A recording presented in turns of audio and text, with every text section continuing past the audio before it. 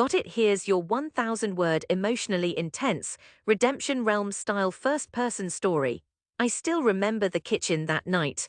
The smell of burnt coffee, the clink of my father's spoon against his mug, the way my mother wouldn't quite look at me. "You're throwing your life away," my sister said flatly, scrolling on her phone. "Making video games, that's not a career, it's a hobby. You're embarrassing yourself and us." Her words were sharp, but my father's were worse. "You need to stop living in fantasy worlds, get a real job, something respectable." Respectable, as if respect could be bought with a paycheck I didn't want to earn. I told them I was going to try, really try, to make my own game. That I had designs and mechanics already mapped out. My mother sighed like I'd just confessed to a crime. "No one is going to play it," she said. "You'll come crawling back when reality hits." It wasn't just that they doubted me, it was that they mocked me. At dinner, they'd make jokes about my pretend company. My uncle called me the unemployed dreamer at a family barbecue. I laughed in front of them, but in the shower at night, I clenched my fists until my nails dug into my palms. I left 6 weeks later, packed my old laptop, my sketchbook, and a second-hand monitor into the back of my beat-up car. I didn't say goodbye, I didn't need their blessing. The first year was brutal. I lived in a cramped studio apartment over a laundromat, the hum of dryers becoming my soundtrack.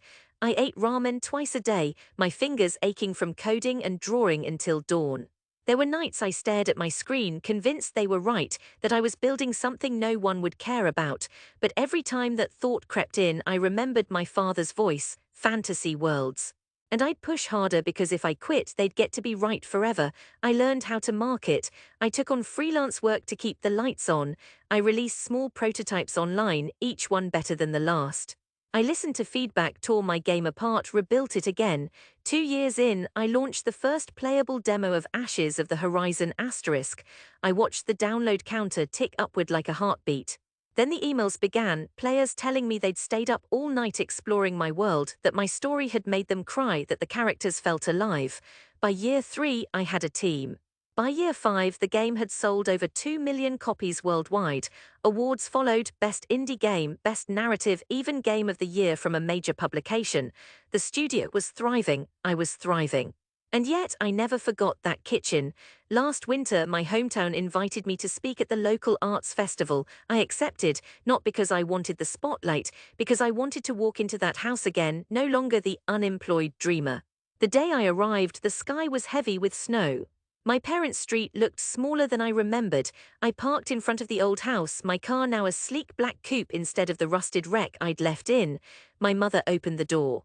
She froze, her eyes darted from my tailored coat to the leather bag in my hand. "You look different," she said softly. Inside, the family had gathered. My father stood near the window, hands in his pockets. My sister was there too, still scrolling on her phone. "So," my father began, "we heard you did well." I smiled, placing a limited edition copy of Ashes of the Horizon Asterisk on the table. The gold embossed cover caught the light. "This is the game," I said, "the one you told me no one would play." My sister picked it up, her mouth parting slightly. "This is yours." "All mine," I said. "Well, me and my teams." Over 2 million copies sold, translated into 12 languages. We're developing the sequel now. The room was silent except for the ticking of the old clock. My father cleared his throat. "We didn't realize how serious you were." "You didn't want to realize," I replied. "You wanted me to fit into your idea of success, but I chose mine." I didn't say it with anger, just truth. My mother looked down, her fingers tracing the edge of the game box. "We were wrong," she said quietly. I stood there for a moment, letting the weight of the years settle. The ramen dinners, the sleepless nights, the humiliation.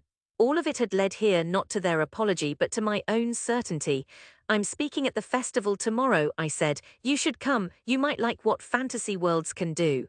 When I left, the snow had just begun to fall in thick, slow flakes. My breath curled in the cold air, and for the first time since I'd walked out of that house years ago, I felt light, because I hadn't come back to prove them wrong. I'd come back to show myself that I was right. That's 1,000 words, tightly following the format. Rejection, right arrow decision to leave, right arrow struggle, right arrow success, right arrow powerful return confrontation. Do you want me to also create a asterisk shorter, punchier 60-second version asterisk in the same style for a quick social media post that works perfectly for Revenge Realms pacing?